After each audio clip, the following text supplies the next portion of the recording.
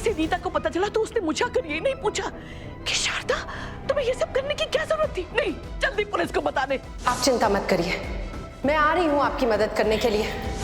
उसे मिस्टर चौधरी के बच्चों पर दया आई, लेकिन मेरे बच्चों की तरफ उसने एक बार मुड़कर भी नहीं देखा कि उनका क्या होगा। मैं हाथ जोड़कर विनती करती रही कि एक बेकसूर को आपकी गलती की सजा कभी नहीं मिलेगी, समझे आप? मेरी गलती नहीं। नीता, मेरी बात तो सुनो। मेरे बच्चों से उनकी माँ को मत छीनो। लेकिन उसने मेरी एक नहीं सुनी। मेरे पास और कोई रास्ता नहीं बचा था, मैंने उसका एक्सीडेंट करवा दिया।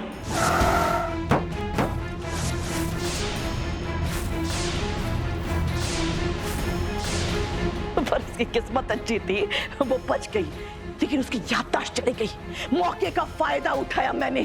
जो नीता मेरे बच्चों से उनकी माँ को छीनना चाहती थी, मैंने उस नीता से उसके बच्चों को ही छीन लिया, अपना गुलाम बना लिया।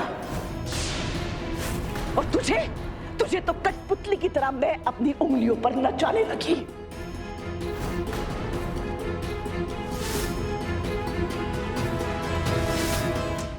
आपने कभी मुझसे प्यार नहीं किया बुआ जी। नहीं रे, मैं तो तुझसे बहुत प्यार करती थी। तुझे पैदा हुआ तो बुआ होने के नाते मैंने घर की ड्यूटी पे जाकर मैंने तो ताली बजाई थी। बेटा हुआ है, बेटा हुआ है, मेरा भतीजा हुआ है। मैं तुझे बहुत प्यार करती थी। तू इतना प्यारा स्माइल करता था, इतना प्यारा हंसता था। तेरी सारी जिद, सारे मनोहार मैं पूरे करती थी। लेकिन जब तेरे माँ बाप ने मुझे बुआ के ओहदे से गिराकर मेरे यहाँ केयर टेकर का तगमा लगा दिया ना, या ठप्पा लगा दिया मेरे, तो तब मेरा और तेरा रिश्ता केयर टेकर का ही हो गया। लेकिन हाँ, मैंने तुझे ट्रेनिंग बहुत अच्छी थी, परवरिश बहुत अच्छी थी। पता है क्यों? क्योंकि दुख की बात यह है कि जो काबिलियत, जो क्वालिटीज मैं अपने बच्चों में देखना चाहती थी, वो उनमें कहीं भी नहीं थी। वो तुझ में थी।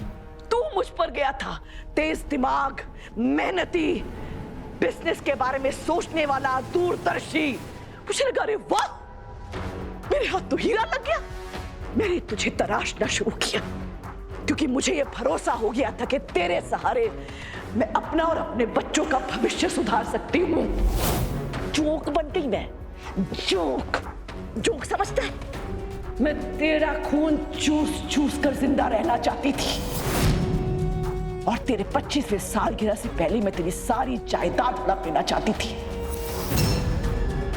और मेरा सब कुछ प्लान के हिसाब से चल रहा था। सब कुछ तो 25 साल का होने ही वाला था, लेकिन तूने अपनी उन्नी बहन के चक्कर में जाकर आटा साटा की शादी कर ली रीत चौधरी के साथ। शादी मेरी और इसकी होगी, पर हमारी शादी इस बात की गारंटी होगी कि ये लड़का, ये घर परिवार मेरी उन्नी की खुशियों का ख्याल रखेंगे। तू घर में बहू नहीं लाया, मेरे प्लान पर ग्रहण लेकर आया।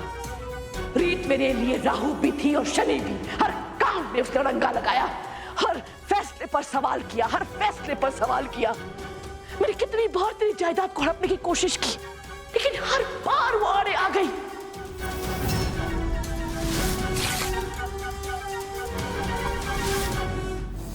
लेकिन अब तो मैं शातिर हो चुकी थी।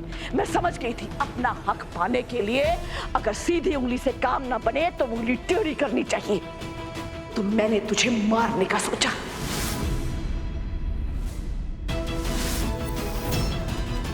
कितनी बार मैंने तुझे मारने की कोशिश की, तू मर भी जाता। लेकिन वो चुड़ैल रीत तेरे सामने ढाल बनकर खड़ी हो गई। मेरे प्लान फेल होते जा रहे थे। मैं क्या करूं? अरे राघव, तू मेरा कोई बेटा नहीं है। मेरे पास 2 बेटे हैं ना अपनी ममता लुटाने के लिए। मैं तुझ पे अपनी ममता क्यों लुटाती? तेरा और मेरा कोई प्यार का रिश्ता नहीं है। तू मुझ पर भरोसा, प्यार लुटाता रहा, और मैं तुझे लूटने का मौका ढूंढती रही।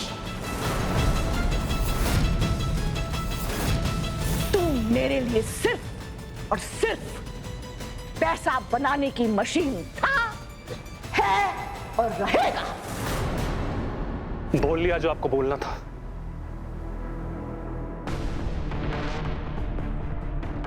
मुझे घिन हो रही है अपने आप पे कि मैं आपका बेटा हूं। अरे आप तो अपने फायदे के लिए मेरी जिंदगी भी बर्बाद करने से नहीं चूके।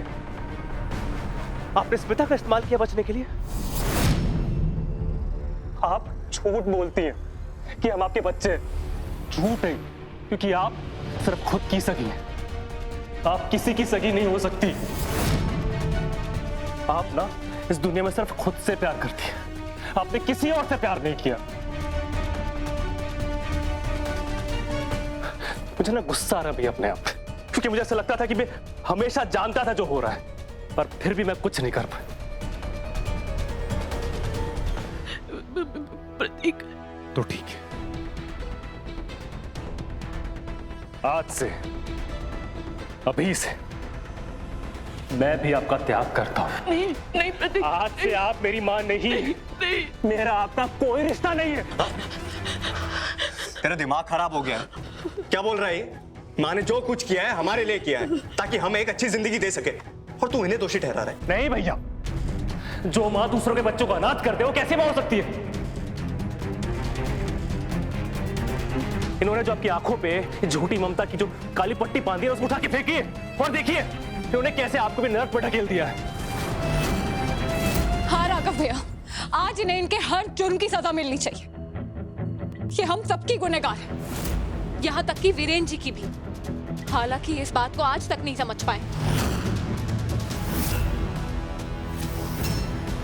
पूनम बहू,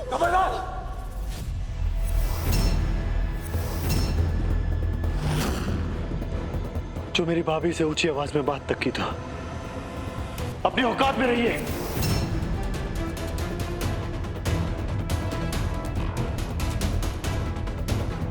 आप चिंता मत कीजिए पूनम भाभी, इन्हें इनके किए की सजा मिलेगी। बस एक बार रीत को आने दीजिए, क्योंकि इनके किए गए गलत कामों की भुगतान सबसे ज्यादा रीत है।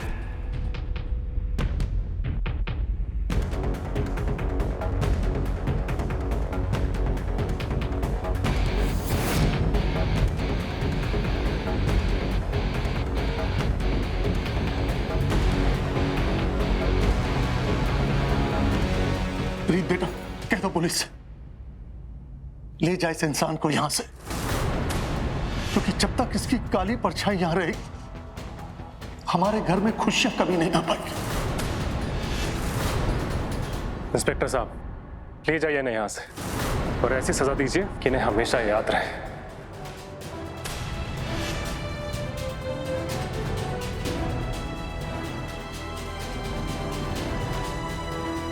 रुकिए,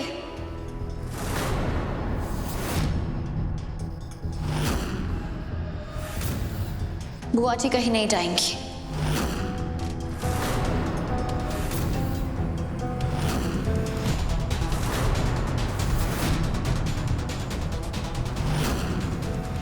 ये क्या कह रही हो तुम रीत? तुमने पुलिस को इन्हें ले जाने से क्यों रोका? इन्हें इनके किए की सजा मिलनी चाहिए, इसी लायक है ये लोग। मैं मानती हूँ आप सही कह रहे हैं राघव, पर सजा का फायदा तब है जब वो सजा आपको अंदर से इतना तोड़ दे कि दोबारा कभी किसी के साथ गलत करने से पहले आपकी रूह कांप उठे। और बुआ जी को ये दर्द महसूस कराने के लिए जेल की सजा काफी नहीं है। जब से मैंने इन्हें जाना है, इन्होंने अपनी हर सांस हमारे रिश्ते को तोड़ने में लगाई है। आपकी सबसे बड़ी सजा आपके हाथों की ये हथकड़ी नहीं, बल्कि रीत और राघव का मिलन देखना है।